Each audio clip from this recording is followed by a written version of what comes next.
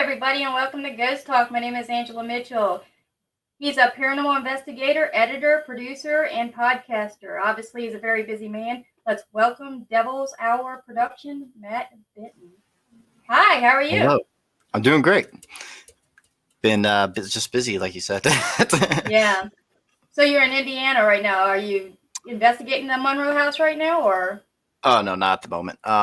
At the moment, I am just at home. My brother's visiting, and I'm getting ready for an investigation in 3 investigations in New York pretty soon. So, Okay, very cool. So, you didn't start investigating to 2011. What happened to get you into this field?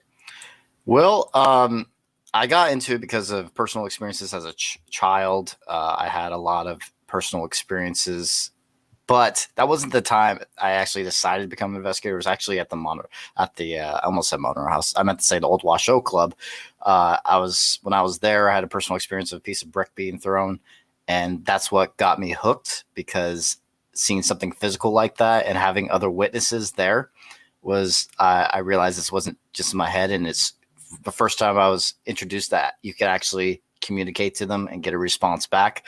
And I was instantly hooked after that. It was going all downhill after that.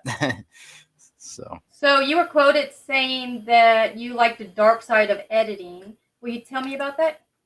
Well, it's more of an art form. It's more of like an artistic side. It doesn't involve like I don't like to get into when it comes to the paranormal. I don't purposely try and get dark things to happen. Sometimes a situation of investigation applies that, but most of the time it isn't. Most of the time it's good spirits, but sometimes it isn't. And I just like the editing style. It's like my own personal art style that I like to do, and that's why it's called Devil's Hour Productions. Hello, Yeah. Levy. I'm just saying hi to the chat. Okay. But yeah, I think it's really creative. I like the way you did it. I've checked out some of your work, and it's very creative. So you haven't caught a full body apparition on camera yet, right? But have you seen any in person? Okay, yes, I have seen them in person. Yes, I have seen them in person quite a few times, especially when I was younger. But there's a lot of times where, we maybe have caught something, and it's like I have something at the Mackey Mansion. I caught something like in the corner of the video. I'm not 100% about it. And also a more recent shadow thing that I think we might have been able to debunk. I'm not 100% about that one either. That one is also on my channels. Like, it's stuff like that. But yeah, apparitions are rare, but I have seen them, and I've seen more shadow people than full body apparitions. Yeah, you've seen a lot of shadow people, right? Literally have one tattooed on me for that reason. Nice, very nice. Actually, that was my childhood, basically. The reason why I was interested in it is because of the shadow people I used to see as a child. Yeah. Yeah.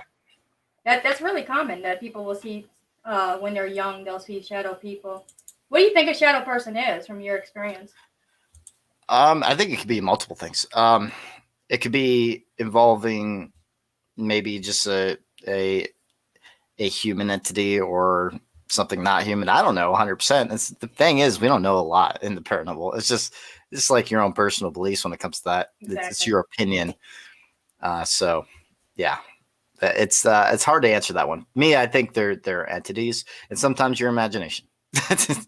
Okay, that makes sense. Okay, so in another interview, you said you didn't use stones for investigation. You believe in the intent of people. Could you explain that a little bit? Yeah, I believe the psychology of the paranormal, I believe, has to do with people a lot too.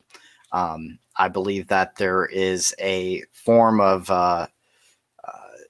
like, when it comes to poltergeist, for example, I actually met my very first poltergeist individual, and it was really cool. And experiencing that, everywhere he goes, things happen. And I started to notice with certain individuals I investigate with, I get more activity. And then with some other individuals like Joe Vitale, we're both very calm-minded individuals when it comes to the paranormal. We get a lot less activity when it's only us two. But when we get people that are more fearful of it, or more excited about it, or young and just starting out, we get a lot more activity. I'm starting to notice that pattern. So I'm starting to notice that there's probably psychology being involved with the paranormal too. And also during my man versus paranormal experience where I got locked into 3 different buildings by myself for 3 days, I started to unravel that a little bit more, which I will be going depth into that series about that. But yes, I do believe the human mind is more powerful than we think. So with that, can't you put the same intent into something that you're doing, such as using stones, or you just don't believe that stones really have any kind of healing Yes, force? I do believe in the intent behind it, but the individual has to believe in it. Since I believe in it in a different way, actually, like I was talking to you off live, but when I was saying that I don't get affected anymore, it's because my different mindset changed. And now it's because I truly believe I will never get affected. And ever since I had that mindset, it doesn't happen. So it's like I built my own protection over using my own mindset, changing it and being like 100% about it too. You can't be like iffy about it. And I agree with that. I agree with that 100% because I'm the same way. I like feel 100% protected when I go into a building. And like I was telling you offline, that one time and I really just think it was just a feeling I was feeling and not something trying to attack me. So Vicky says, I'm sorry, go ahead. I was going to say the hard part is like opening yourself up too. So recently I've been trying to open myself up a bit more, and some things have happened from that. And part of me is wondering what is truly causing that. Is it me, or is it actually something from the location itself? It makes you think. But yeah, you're going to say something, Vicky. Vicky did you get locked in on purpose for 3 days? Yes, I did. It was an experiment I was trying. It was an isolation experiment. It was at 3 different locations. First one was Randall County Infirmary, but I lost all the footage of that one. So I have now it's Monroe House because of hard drive crash. Now it's Monroe House, Higginsport. I only did for 1 day. I had to be cut short a little bit, and then the other 2, sorry, not other 2. House of Wills was the last one where I was in there for 3 days by myself. So those are the only locations where I did that experiment. It was, I would say, mind-numbingly boring most of the time, but things did happen at certain times. But it's mostly boring. And Barbara asks what your favorite piece of equipment is. My new rig setup I created called the POV. It's my own POV rig. It's like a helmet. Has a Zoom Q2N, which has great audio and also pretty good quality in video. It was converted to full spectrum by my friend Justin Brown, and has a 170-degree lens, and so it has a very wide angle lens, and also it has an IR light on the side and also a light on the side. Great helmet, love it because it's going to capture whatever I see. And so it's been helpful, and I've used it for the first time recently at Old South Pittsburgh Hospital. It's my favorite piece of equipment because you could also have your hands free and still be confident in what you're capturing. It also has the battery pack on the side, so the recording lasts all night long. So, and it makes you look really cool. Thanks. So yeah, what kind of can you read? Can you see the questions at the bottom? I don't know if you can. Yeah, I can. Awesome. Okay. So mentally, what kind of toll did it take on you? The 3 days, yeah. Oh, yeah, I would say it's slow. Like the days go by a lot slower. It's very, it's just very boring. Like it was more of like not talking to anyone for that long was kind of, it kind of gets to me too because I'm like a talkative guy, and it was. I think it's going to be different for different individuals for the experience, but the isolation for me wasn't that fun. I would say it's more the aspect of being alone was the hardest part, not the aspect of being in the paranormal part. I think there was like a little bit of, I would say, nervousness when I first did it, just because I was psyching myself out and I was realizing I was doing that. So then I changed my mindset in that. Then I, like at the last one I did at House of Wills, there was like absolutely zero fear. And I can't go into it now, but in the series, I'll be talking more into that, what happened because of that. And so, yeah, more reasons to why I believe psychology has to do with it. So, nice. Yeah. All right, well, we're going to go into the haunted part, the haunted location part of the show. I'm going to show y'all a quick 3-minute video. So just hang tight. Check this place out. Let's see if I can find it. Hello everyone, this is Dan LaFave with the Old Park Hotel in Ballenger, Texas. Just wanted to take you guys on a quick tour, walk through the hotel so you can see what it looks like. This is our hotel, or our kitchen area, should I say. This room right here, we call it our memory room. This is our presentation room. The building dates back to 1886. This is our lobby area. We're currently out of a lot of things, but normally we have a lot of books up here. I have 3 books out on Amazon currently, coming out with my 4th book. But anyway, here's the front area. There's an original sign from the 1950s, and people are constantly experiencing things, and a lot of apparitions are spotted in the building. We have apparitions of cowboys, women who were believed are the brothel women. But you can see the building is 10,000 square feet. It's been added on throughout time. It's gone through a lot of changes, and we think that could explain why there are a lot of spirits here in the building. So I'm just going to show you some of the rooms. This is our red-black brothel room. A lot of activity goes on in this room. A lot of apparitions are spotted. Not too long ago, there was an apparition of a blonde lady, about 27. Really pretty, spotted in there wearing a blue nightgown, standing by the foot of the bed, looking at 2 people that were sleeping in the bed. Just so you can see what everything looks like.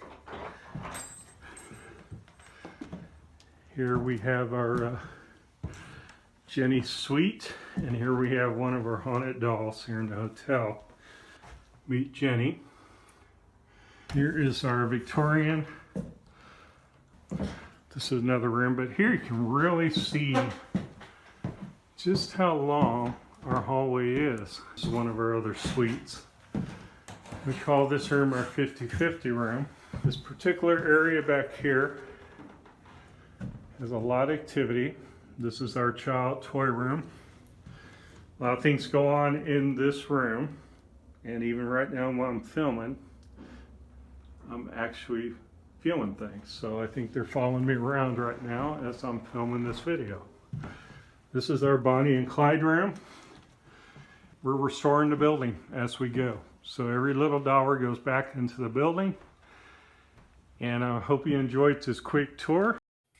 Let's welcome Dan LaFave. Hey. Hi, how you doing? So you're the owner of the Old Park Hotel. Yes. It looks cool, and I am sorry that I butchered your video, but it was like 18 minutes long, so I had to make it short. It's too big to walk through to do a tour.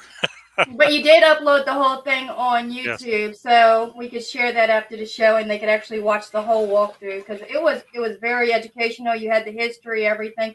Yes. I butchered it, but I wanted to show enough. I had a feeling it was hard to get everything in. Yeah, it's hard to make something from 18 minutes to 3 minutes and still flow. So you've had created a toy room in there. Since you've created that toy room, has the activity gone up because you have a lot of children spirits? It's off the charts. Things are moving in that toy room all the time. We tell people pay attention where everything is, everything's positioned, because the dolls shift, the heads shift on the dolls. I mean, you name it. We have rocking horses in there. They rock by themselves. And people will take different devices, and they just feel it. You feel it and you see it in there. So can you, because I cut it out, can you tell me a little bit about the history of the place? The building goes back to 1886 when Ballenger was formed.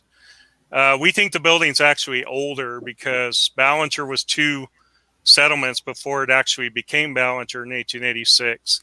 And the building, it's 10,000 square feet now, but it started off as original 2-story white house back in the day, and they kept adding to it. And what's interesting is the original house structure obviously is the older part, But the other part to the site that was added on where the hallway is, where you saw me walk in, that we believe those pieces came from old Runnels City, which is now a ghost town, doesn't exist anymore. And what happened was the railroad, the Colorado Gulf Santa Fe went through, wanted to put the railroad through because they were expanding at the time, and went through old Runnels and tried to put it through there, but they couldn't make up their minds fast enough. So they decided to create Ballinger and run it through West Texas, and did a huge advertising campaign, 3,000 people standing on the lawn across the street from our building, gave lots away for free, offered to dismantle buildings in Old Runnels City, help people move them. And we think the other half of our building possibly came from Old Runnels City, and when it was attached to the 2-story house. And the cement part in back was added in 1922. So a lot of history. Yeah. Yeah. And you have like a little museum in there where you have different artifacts and stuff. It's really cool. I hate it to put that one out. Yeah, it was a brothel twice, in its history when in the Old West. Yeah. Yeah. So, Matt, have you ever been to the Old Park Hotel in Texas? No, I haven't investigated Texas yet. It's one of the states I haven't investigated yet. What? You need to come, Matt. Our place, you would feel it in our place, believe me. That's awesome. Yeah, I have hundreds and hundreds I still need to investigate. I don't think I'm ever going to investigate them all. There's just too many. But yeah, I'm definitely wanting to go down to Texas. Texas is one of my favorite states, actually. So, yeah. So, Dan, the old owner once said that there was a 3-phase electric meter that works as a vortex in there. Have you heard about that, or do you know anything about that? Run that by me again. The old owner, the owner before you. Okay. In one of her videos, she said there was a 3-phase electric meter that worked as a vortex. Is that still there, or that's not there anymore? No, that's not there. We think there's a portal in the building. We really do. The building shifts around 7:30 in the evening. You can just feel it. And for the longest time, me and my wife, we couldn't figure out, what it was. But we're thinking, that's when the brothel kicks off. So that's probably the feeling that everybody's experiencing. I can understand that. And so tell us a little bit about Jenny. Have you seen her move yourself? We have. I bought the doll way before we bought the hotel. My wife was like, why are you buying that doll? I said, we just had a feeling about her. And kept her in the closet for a while. When we got the hotel, I put her in there as a joke with the first person that stayed in the room, and they couldn't handle her in the room at the time. And I used to do this little thing when we did our first ghost tours. I used to turn her head to the door as we were walking out. And as the group was coming back, they'd see her looking at the door. Well, I did this like once or twice right in the very beginning. My wife was like, you better quit doing that. I was like, you're right. That's not the way to do things. Well, one day I was walking in there by myself about a week later, and she turned her head, and she's looking back at the door at me. And there's just been, it's really creepy when you look at that doll. She just does so many things for so many people and different positions. Nice. So do you still investigate other haunted locations, or did you stop that once you bought the property?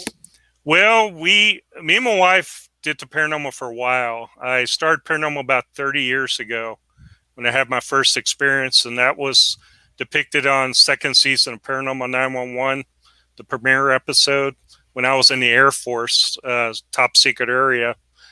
And that got my interest going. Always experienced the paranormal, but wanted to go deeper. And at that point, I did go deeper, and we investigated all over Texas, many different places. My wife and myself, my wife's name is Connie, we created Graveyard Shift Paranormal Investigations years ago. Had about 12 people on the team, and we went all over the place, all sorts of historical locations, you name it. And over time, we ended up with this building in 2016. It's taken all our time away, from wanting to get out there and explore, because we have a lot of people come to the building, a lot of well-known people, and they go all over the place. And that's still in the back of my head. I still want to get out there. It's just really hard. We get so busy. Yeah, no, I understand that. So tell us about the cowboy ghost. We have several of them, but we have a really ominous one that walks about 4:45 in the morning in the building. The building's wooden floors, and people will hear him. He just comes up from the back, and he has a very steady, ominous walk. Sometimes you can hear the spurs, and he will just walk from door to door to door. And sometimes he'll twist the doorknobs to the rooms, and sometimes he'll just stop at the door, and people will hear him walk up. And they think it's somebody from their group, and they'll walk to the door, and there's nobody there. Nice. And people will just swear that other people in the groups are playing tricks on them. It's not. It's people walking out while they're trying to sleep. Yeah, I mean, I've done a lot of research on the property. I was surprised. It's very, for me not to have gone there yet, it's very highly recommended. It's a word really of mouth. active place. Yeah, it definitely is. Yeah. I mean, Matt, you should definitely check it out. I'm telling you, it's really. You will feel it. The video that I chopped, the video I chopped up, you can't see, but it has over 40 rooms. I mean, Matt, you love shadow people, so there's lots of shadow people seen there. Yeah. I need to capture one on video. We see them all. We see brothel women. People see cowboys. We see children in the building. So there's many different spirits in that building. Yeah, I've got them all listed, but we're going to go to Philip Wyatt. He's going to be talking about the SLS camera. Welcome. Hello, welcome to my home. How are you? So tonight we're going to talk about the SLS camera. And if you want to pull up that little picture I sent you. Sure. There we go. The SLS, one of the hot toys people are using right now. It stands for Structured Light Sensor, also known as the Connect SLS. And the way this works is it projects a field of a laser grid of little dots across an area, usually it's like a size of a room. And it measures the distance between the dots to create a 3D form. So it will give you dimension. So it's able to identify objects such as chairs, tables, and people. This device was originally intended for the Kinect Xbox system as an interactive game. I think it came out in 2010.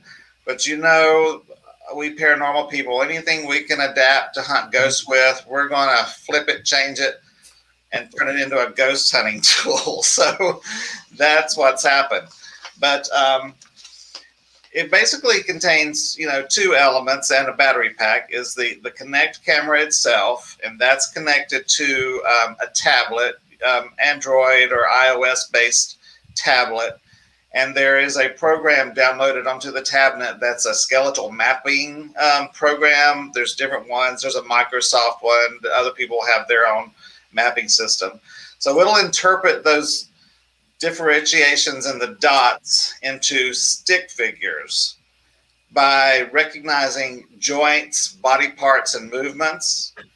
But the problem is it can't distinguish if a chair is a person, or in my case, when I got mine, I went all through my house and I had a large house plant. It mapped it into a person.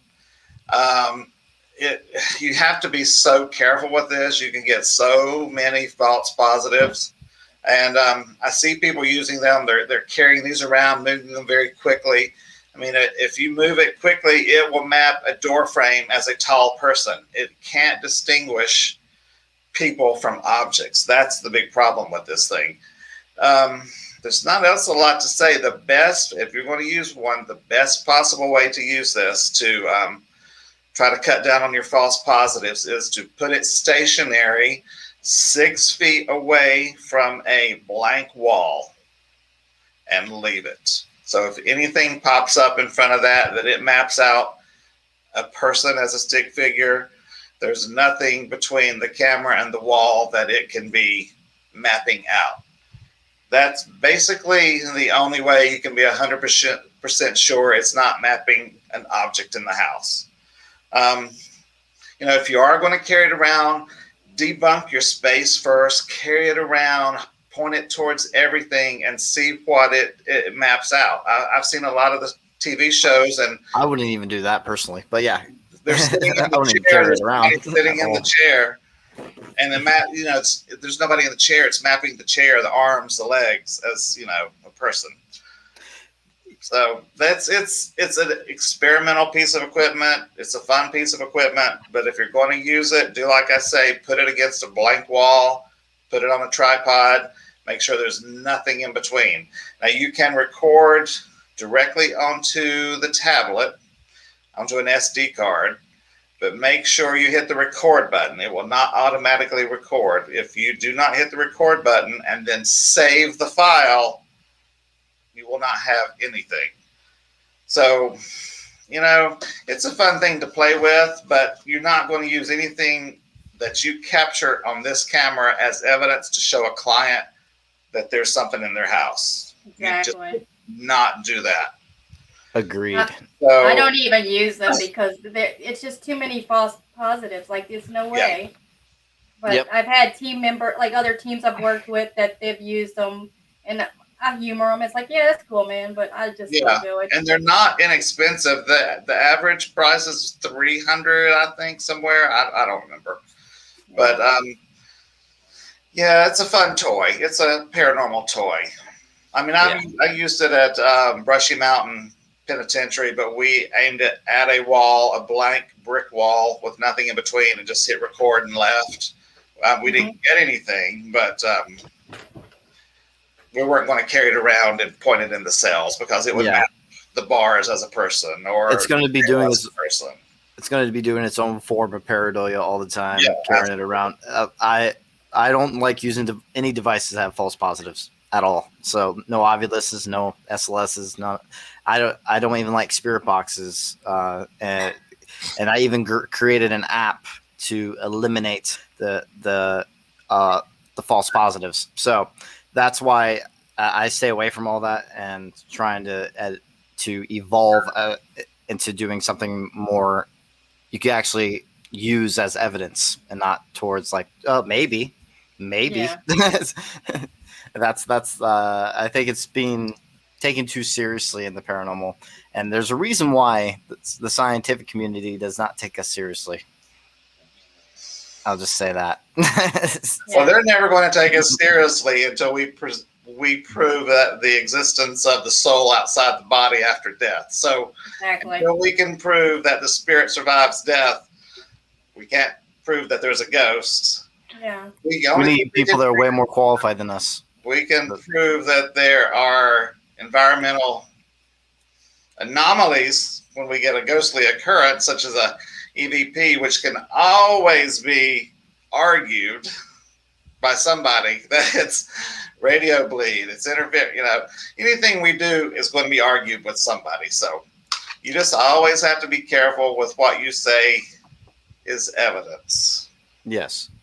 Yeah. But there are ways. Yeah, but more so in a residential case as opposed to a public place, because you got a lot more legal issues going on when you have a residential case and you're handing them evidence. So you got to be careful with your tools. EVP is a very popular way of people like to communicate to people or spirits. I mean, so one thing I would like to say about that though is using the proper setup, because if you want to validate an audio manipulation, there is a way of doing that using our VPR setup.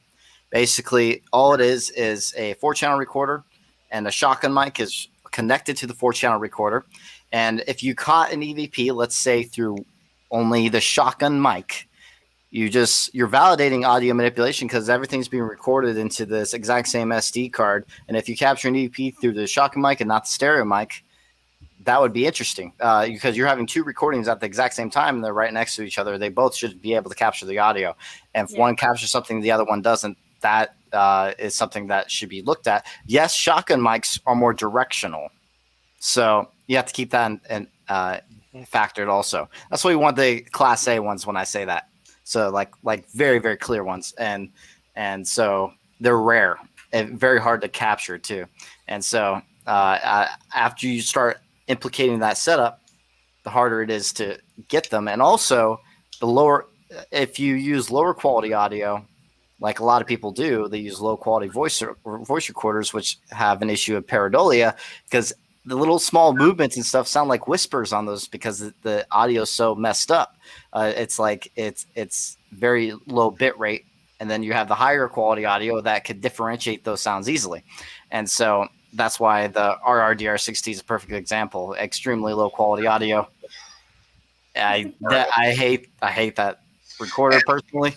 If you use any audio device like Audacity, if you run that clip through a spectrograph and you look at where the hertz lay for that piece of audio, if it's below the human voice speech hertz or the human hearing hertz, that's pretty good support that's an EVP. If it's recorded below the sound of the human speech in hertz, it will show up. You can see it in the spectrograph by colors. So with that irrefutable evidence that it's not made from a human voice, but that's a whole other. y'all need to come to the old park. We spit out Class A EVPs all the time. Nice. Yeah. Okay, guys, we're at the end of the half an hour. So, Matt, what do you have coming up? We have a documentary coming out and on Amazon. It's called The Harrisville Haunting. It is based off the real Conjuring house. Had some very interesting experiences and also caught something pretty amazing. But it might take a little bit for it to come out, probably during the summer, because of two reasons. One, I'm having some issues with my computer, and it's not handling all the layers I've added. It's about 27 layers right now of my editing program. And so that's why I was editing on my friend's Joe. So I've been having issues with the computer. And plus, I also am going to be putting it into film festivals. So you cannot have it public until it's after the film festival process. Yeah. So it will be out on Amazon, though, in the near future. And it's halfway done. So Nice. Yeah, the Harrisville Haunting. Look out for it on Amazon. Also, YouTube channel Devil's Hour Productions. That's where I focus a lot of my work also. So. And I shared that link, so y'all could check Ghost Talk, and the link will be shared, and I'll share it on my personal page. Dan, what do you got coming up? You have something coming out tonight, right? Yeah, today we came out on Fry Club with Jack Osborne and the Ghost Brothers. It's episode 4. It's on Discovery Plus. Just came out this morning, the new episode. It's really good.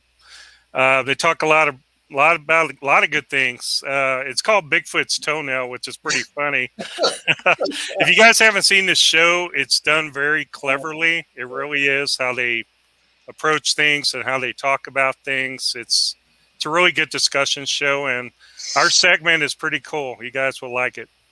Awesome. I'm going to check it out. I'm going to go download that app.